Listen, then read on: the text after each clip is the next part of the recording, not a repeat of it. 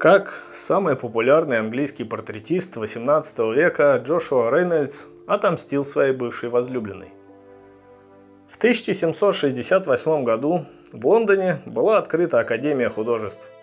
Лишь 40 человек из всей страны могли быть удостоены высокого звания академика. Поэтому отбор был очень суровым, поскольку достойных нашлось намного больше. Не возникло сомнения лишь в выборе ее президента Джошуа Рейнольдс. Он был самым популярным портретистом, писал картины на историческую тему, наиболее уважаемую в то время, отличался обширными познаниями и многое сделал для популяризации английской живописи. В общем, кандидатура на первый взгляд бесспорная. Хотя у Рейнольдса было немало скелетов в шкафу и некоторых слабостей. Отцом Рейнольдса был священник из небольшого провинциального города Плимптон.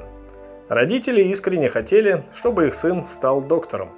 И Джошуа наверняка бы достиг немалых успехов в медицине, поскольку от природы он был очень одаренным человеком. Но в 8 лет прочитал книгу об искусстве, всерьез увлекся рисованием и отлично копировал гравюры, не хуже взрослого художника. Потому отец направил талантливого юношу учиться к художнику Томасу Хадсону. Вот только Рейнольдс через пару лет стал рисовать лучше своего учителя, который хоть и был популярным портретистом, но писал поверхностно, задумываясь лишь о внешнем сходстве, а не о тончайших отражениях характера изображаемого человека. Потому учитель просто отказался заниматься с чересчур способным учеником. Зачем плодить себе конкурентов и показывать свою недостаточную компетентность? Пришлось Джошуа вернуться домой, но, к счастью, он отлично умел сходиться с самыми различными людьми. Потому сумел убедить своего приятеля, моряка и будущего адмирала Огастаса Капелла взять его в кругосветное путешествие. Они плавали по Средиземному морю, но когда корабль доплыл до Италии, Джошуа сошел на берег и отказался от дальнейшего путешествия. Там можно было увидеть картины самых старых мастеров, что перед ними какое-то путешествие вокруг света. 5 лет провел Рейнольдс в Италии, изучая изумительный колорит Тициана, восхитительные работы Караваджо и Рафаэля, копируя их и постепенно оттачивая свое мастерство. А потом Рейнольдс надумал вернуться в Англию, где в благодарность за путешествие решил написать портрет своего приятеля Капелла. Портрет получился замечательный, очень выразительный. Ни у кого не возникло сомнений, что с государством, на службе которого состоят такие капитаны, лучше не соперничать, ввиду безнадежности этой затеи. Потому Рейнольдс решил портрет не отдавать, а повесить у себя в мастерской, пусть привлекает заказчиков.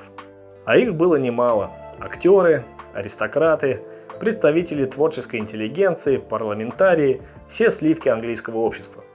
Его портреты нравились всем, они были элегантны и не навязчивали стили своим заказчикам. Рейнольдс не упускал возможность несколько приукрасить изображаемого, особенно когда дело касалось высокородной дамы. Названия его портретов чем-то напоминали представления гостей на королевском балу: герцогиня Деварширская, графиня Солсбери и так далее. Но то были картины для заработка, напыщенные, торжественные, но не лучшие в богатом творческом наследии Рейнольдса. Иногда он писал портреты по зову сердца, когда изображал своих друзей, подруг или людей, которые были ему действительно интересны. Вот они и являются вершиной его творчества, как, например, портрет Нелли О'Брайен. А еще Рейнольдс был настоящим интеллектуалом, интересующимся литературой, общественной жизнью и политикой. Его 15 лекций об искусстве разошлись большим тиражом и не раз переиздавались. Но одновременно он был несколько высокомерен, настоящим снобом и не чурался мстительности, как это было с немецкой художникой Анжеликой Кауфман. Рейнольдс влюбился в нее, сделал предложение, на которое она ответила отказом. А дальше был совсем не джентльменский поступок. Он свел ее со знакомым жиголо, который доставил художнице немало проблем и неприятностей.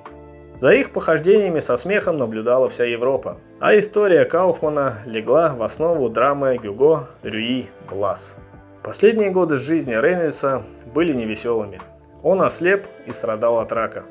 Но пока мог творить, писал изумительные картины, в частности, 3 аллегории купленная Екатериной II и находящаяся сейчас в Эрмитаже.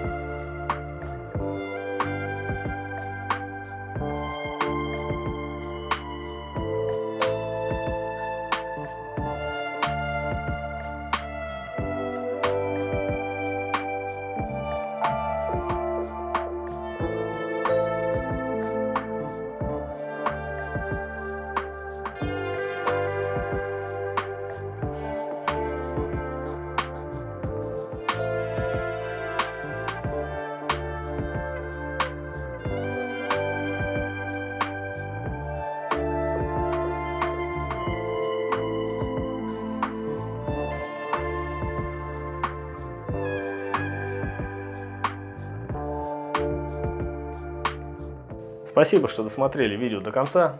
Лайк и комментарий – отличный способ поддержать канал и автора.